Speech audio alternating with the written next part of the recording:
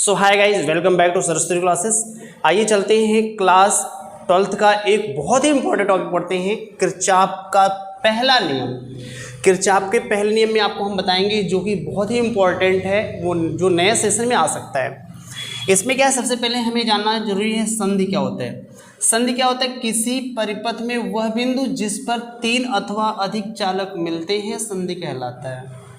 मतलब एक ही बिंदु हो, उस पर कई चालक आकर मिलते हों, वही आपका संधि कहलाता है। जैसे आपको मैं बता दूं, जैसे ये एक बिंदु है, इस पे एक चालक इधर आया, फिर आया, ये I1 मान लीजिए, ये I2 मान लीजिए, और ये मान लीजिए I3। मतलब ये एक चालक तार, ये एक, ये के इसी बिंदु पर आकर मिल रहे हैं, इसी को हम क्या बोलते हैं? संधि बोलते हैं। क्या बोलते हैं? संधि। तो मतलब एक ही बिंदु, कह रहा ना कि किसी परिपथ में वह बिंदु, ये बिंदु मतलब बता रहे परिपथ नहीं बनाया है, लेकिन कह रहा है कि एक ही बिंदु, कह रहा है कि वह बिंदु जिस पर 3 अथवा अधिक चालक, मतलब 3 और भी जुड़ सकते हैं, यहाँ से फिर जुड़ सकते हैं, मतलब यही जो पॉइंट होता है आपका, यही संधि कहलाता है। तो आइए चलते हैं किरचॉफ का पहला नियम।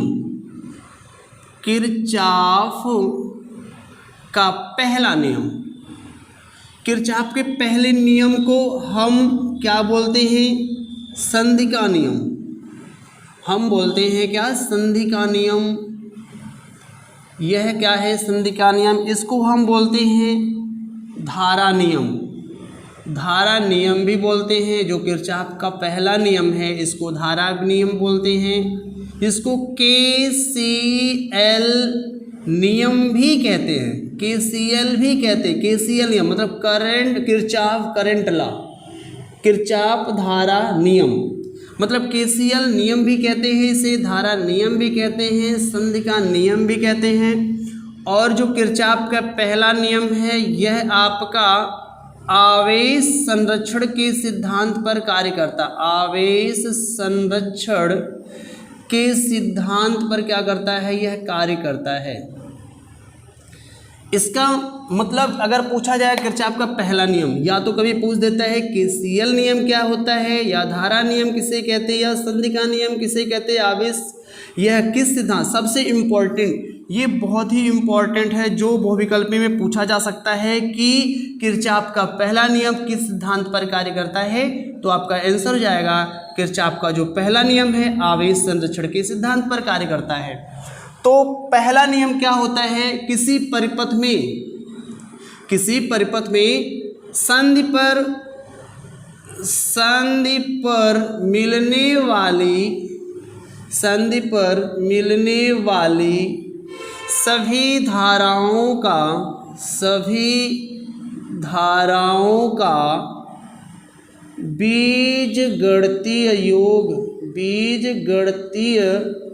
बीजगणितीय योग क्या होता है? शून्य होता है। किरचॉफ ने बताया, किरचॉफ एक वैज्ञानिक का नाम है, उन्होंने बताया संधि पर मिलने वाली सभी धाराओं का बीजगणितीय योग शून्य होता है।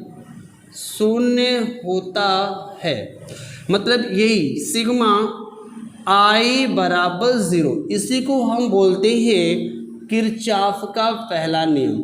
इसमें क्या होता है? मान लीजिए आपके पास ये एक कोई संधि है, यहाँ पे ये संधि है, और ये आपका I1 है, और ये I2 है, और ये आपका क्या है? I3 है, और ये आपका क्या है? I4 है। तो कह रहा है क्या कि संधि पर मिलने वाली, संधि पर मतलब ये क्या है? संधि है, इस पर मिलने वाली सभी धाराओं का बीजगणितीय योग शून्य होता है। इसका मतलब क्या है? जो सिग्मा I है, इसके स्थान पे हम क्या लिख सकते हैं? I1 plus I2 plus I3 plus I4, I1 I2 I3 I4 सबको हम क्या कर लेंगे? 0 के बराबर लिख लेंगे। मतलब कह सकते यही बताया गया है कि सभी धाराओं का, मतलब सभी धाराओं का जो योग है, आपस में जो जोड़ा गया है, इसका मान कितना आना चाहिए? शून्य। मतलब ये होता है कि संधि पर मिलने वाली सभी धाराओं का बीजगणितीय योग शून्य होता है। इसी को किरचॉफ का पहला नियम कहते हैं। और इसमें एक चीज और है कि संधि की ओर, ये क्या है? ये संधि की ओर आ रही है धारा, और ये धारा संधि से दूर जा रही है। मान लीजिए ये I1 है और ये क्या है I2 है, तो मान लीजिए एक धारा और है I3 है, और एक धारा मान लीजिए आपका क्या है I4 है। ये 4 धाराएं हैं और ये आपका क्या है संधि है। तो यहाँ पे आप क्या करेंगे, जो धाराएं संधि की ओर आती हैं उसे धनात्मक लिया जाता है, और जो धाराएं संधि से दूर जाती हैं, जैसे कि I2 क्या कर रही है, दूर जा रही है, तो इसको हम क्या लेंगे, ऋणात्मक। यह भी जो दूर जा रहा है इसे हम ऋणात्मक लेंगे, और जो धाराएं संधि की ओर आती, मतलब देखिए ये I1 संधि की ओर आ रही है, जो I3 है यह भी संधि की ओर आ रही है, और I2 जो है आपका संधि से दूर जा रही है, और I4 भी संधि से दूर जा रहा है। तो कह सकते हैं इन सभी धाराओं का भी बीजगणितीय योग शून्य होता है। तो इसको कैसे लिखेंगे, I1 लिखेंगे, क्योंकि ये संधि की ओर आ रही है तो प्लस लिखेंगे, यह भी संधि की ओर आ रही है तो प्लस क्या लिख देंगे, I3 लिख देंगे। लेकिन यह संधि से दूर जा रही है तो इसे क्या लिख देंगे, माइनस लिख देंगे। यह भी संधि से दूर जा रही है तो इसे क्या लिख देंगे, माइनस I4 बराबर क्या कर देंगे, 0। अब हम क्या कर देंगे, प्लस वाले को एक तरफ कर देंगे और माइनस वाले को एक तरफ कर देंगे, तो हो जाएगा I1 प्लस I3 बराबर, ये उधर चला जाएगा दूसरी तरफ जाएगा, पक्षांतर कर देंगे तो I2, और ये माइनस है, फिर पक्षांतर करेंगे तो प्लस क्या हो जाएगा, I4। तो इससे और भी क्या कह सकते हैं कि संधि की ओर आने वाली सभी धाराओं का बीजगणितीय योग संधि से दूर जाने वाली सभी धाराओं के बीजगणितीय योग के क्या होता है, बराबर होता है। इसे भी किरचॉफ का पहला नियम ही कहते हैं। मतलब कह सकते हैं जो धाराएं संधि पर आकर मिलती हैं उसे धनात्मक लिया जाता है, और जो धाराएं संधि से दूर जाती हैं उसे ऋणात्मक लिया जाता है। अर्थात कह सकते हैं संधि की ओर आने वाली, अर्थात हम लिख सकते हैं कि संधि की ओर आने वाली सभी धाराओं का बीजगणितीय योग संधि से दूर जाने वाली सभी धाराओं के बीजगणितीय योग के बराबर होता है। इसी को किरचॉफ का पहला नियम कहते हैं। अगर वीडियो अच्छा लगे तो हमारे चैनल को सब्सक्राइब अवश्य करें। Thank you so much.